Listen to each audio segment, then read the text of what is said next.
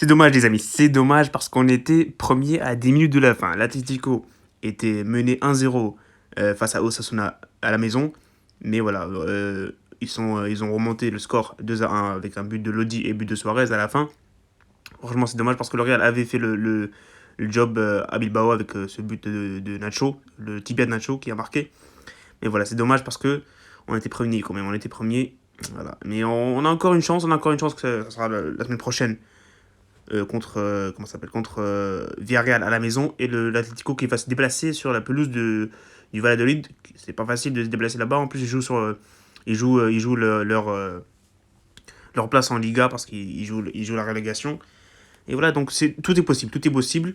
Et on verra ce que ça va donner le classement, les amis. Donc Atlético premier à 83 points, le Real à 81, le Barça qui est officiellement hors de la course avec 67 points avec leur défaite contre Celta Vigo à la maison.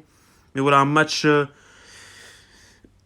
bien géré par le Real Madrid. Un match bien géré, on n'a pas vu beaucoup d'occasions. Mais voilà, on a su mettre notre but qui nous a donné les 3 points. Donc voilà, le travail est fait. Donc voilà, le travail est fait. Un match, la première mi-temps a été complètement dominé par le Real Madrid. Il y a peut-être une occasion de Bilbao, mais peut-être pas d'occasion de Bilbao.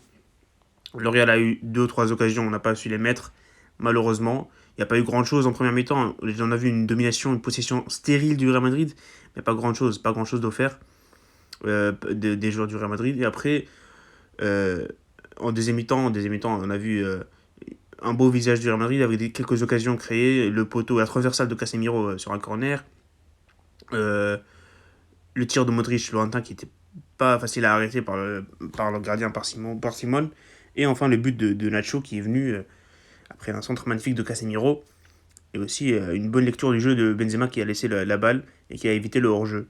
Donc voilà, un match bien géré par le Real Madrid, surtout les 15 dernières minutes. Il n'y a pas eu grand-chose côté Bilbao, à part l'occasion arrêtée par Courtois et la tête plongeante de Vialibri, je pense. Il n'y a pas eu grand-chose proposé par Bilbao.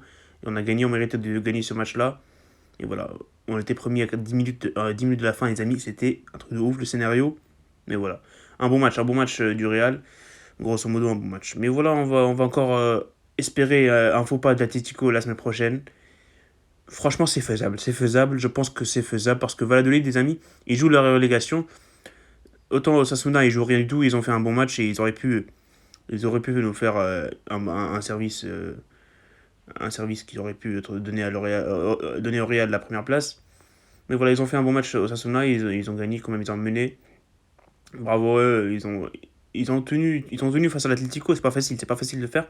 Mais voilà, ça sera la semaine prochaine les amis, contre Valladolid, hein, tout sera là. Le Real contre Villarreal à domicile, Villarreal qui n'a plus grand chose à jouer après leur victoire contre Séville. Ils sont qualifiés en Europa League, c'est sûr à 100% je pense. Mais voilà. Les tops, les tops et flops. Pour moi, les tops, on commence par Miguel. Il fait un match, il fait un grand match. Un grand match à 19 ans, les amis, il est trop fort. Il est trop fort. C'est la doublure de Mendy la semaine prochaine, l'année prochaine, ça c'est sûr et certain. Marcelo, je pense il va partir. Mais Miguel, voilà, il va rester et ça va être lui le remplaçant de Mendy. Très intelligent, bonne lecture du jeu. Il fait toujours les bons choix. Donc voilà, un très bon joueur. Il a un bon avenir devant lui. Le deuxième joueur pour moi, c'est Modric. Il fait un très très bon match, Modric. Il était partout sur le terrain, il était partout. Il a essayé de loin, quand le match était. Quand le match était un peu fermé, il a essayé de loin, il a essayé de marquer. Voilà, et en plus, c'est pas facile d'enchaîner les matchs. Mais voilà, il enchaîne les matchs quand même à 35 ans et en plus, il fait des bons matchs. Donc encore un top pour Modric. Et le dernier pour moi, c'est Nacho. Il offre les victoires. C'est logique en plus, il fait un match de ouf. Voilà, le tibia de Nacho pour moi c'est le top, le tibia de Nacho. Mais voilà, mention spéciale à Militao, encore une fois, monstrueux en défense. Il mérite pour moi, je sais pas, il mérite un truc. Même s'il joue pas toute la saison, il mérite quand même le défenseur de l'année. Pour moi, il est venu remplacer Ramos, Varane, il a tout fait. Il était trop fort, trop fort aujourd'hui. Monstrueux comme d'habitude. Au jeu, sur les duels aériens, il est imbattable. Voilà, encore un gros match, un gros match de Militao.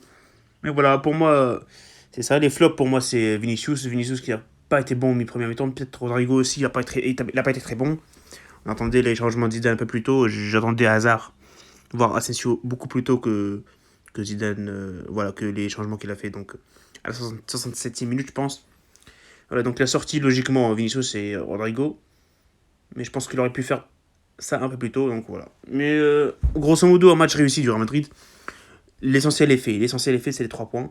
Et voilà, on rentre chez nous avec les 3 points et on va espérer un faux pas d'Atlético Madrid la semaine prochaine. Et voilà, ce sera tout, les amis, pour aujourd'hui.